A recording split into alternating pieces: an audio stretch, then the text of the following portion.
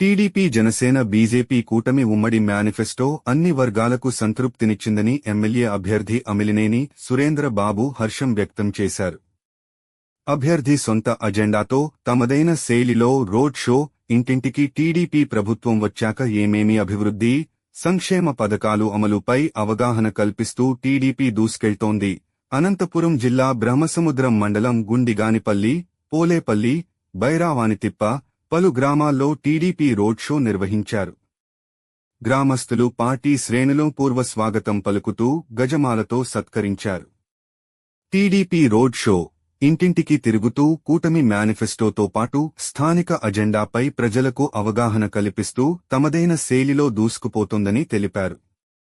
బైరావాని తిప్ప ప్రాజెక్టును సందర్శించారు. అనంతరం మీడియాతో మాట్లాడారు. వైసీపీ మేనిఫెస్టో కనీసం ఆ పార్టీ శ్రేణులను అసంతృప్తి గురిచేసిందని ఆ పార్టీ శ్రేణులు మాట్లాడుకుంటున్నారని ప్రజలు తమ వద్ద చెబుతున్నారన్నారు. వైసీపీ మేనిఫెస్టో ప్రజలకు ఏమాత్రం ఉపయోగకరంగా లేదని ప్రజలు బాహాటంగా తమ వద్ద మాట్లాడుతున్నారని వైసీపీని ఎద్దేవా చేశారు. 2.5 బీటీపీ ప్రాజెక్టు కాలువ, కుందుర్పి బ్రాంచ్ కెనాల్ కాలువ పనులను పూర్తి చేసి 114 చెరువుల సాగు నిరందించి కళ్యాణదుర్గం ప్రాంతాన్ని సస్యశ్యామలం చేస్తానన్నారు. మున్సిపాలిటీని డెవలప్మెంట్, గ్రామీణ ప్రాంతాల్లో రోడ్లు, విధిలైట్లు, త్రాగునీటి కోలాయిలను నెరవేరుస్తామని హామీ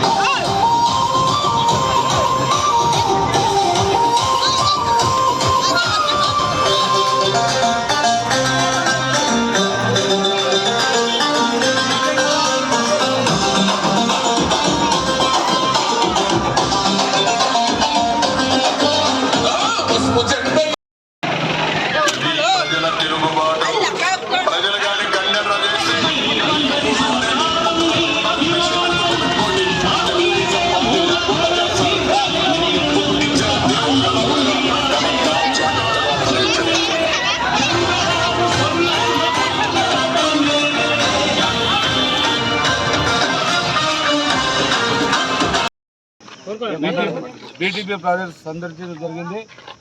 ఈ ప్రాజెక్ట్ని ఎందుకు సందర్శిస్తున్నామంటే మన ప్రజలకి, రైతులకి, కళ్యాణదుర్గ తాలూకా ప్రజలందరూ కూడా హామీ ఇస్తున్నాం. రాబోయే 2.5 సంవత్సరాల్లో ప్రతి చెరువుకి, ప్రతి గ్రామానికి, ప్రతి ఒక్క రైతు కూడా ఆనందంగా ఉండేటట్టు వాళ్ళందరూ కూడా నీళ్లు ఎలా ఇవ్వాలి, ఏంటి అనేది ఒక అధ్యయనం చేయడానికి రావడం జరిగింది. ఖచ్చితంగా ఏదైతే చెప్పామో 2.5 సంవత్సరాలు, రాబోయే 2.5 సంవత్సరంలో ఈ బీటీపీ చెరువుని నీటితో నింపడం ఖాయంగా చేస్తాను. ఎప్పుడైతే నీటితో నింపుతామో మా కళ్యాణదుర్గ ప్రాంతానికి ఏదైతే కుడికాల ద్వారా పోయే 4,000 ఎకరాలకు కూడా ఆయకట్టుకు నీళ్ళు అందిస్తాం.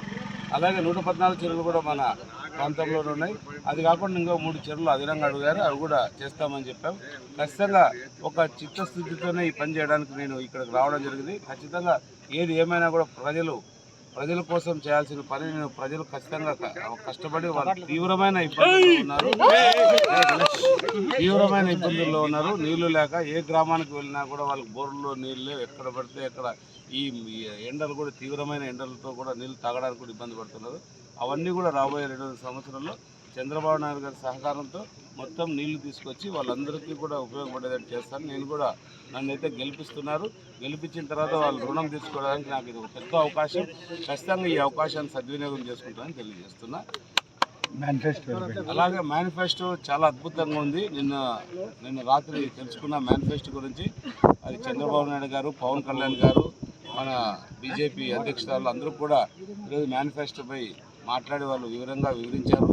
చాలా అద్భుతంగా ఉంది. ఎందుకంటే ఎన్ని అంశాలు దాంట్లో పొందుపరిచారంటే అన్ని అంశాలు పొందుపరిచారు. ముఖ్యంగా జిఎస్టీది కూడా మొదటి సంతకం అని చంద్రబాబు నాయుడు చెప్పారు.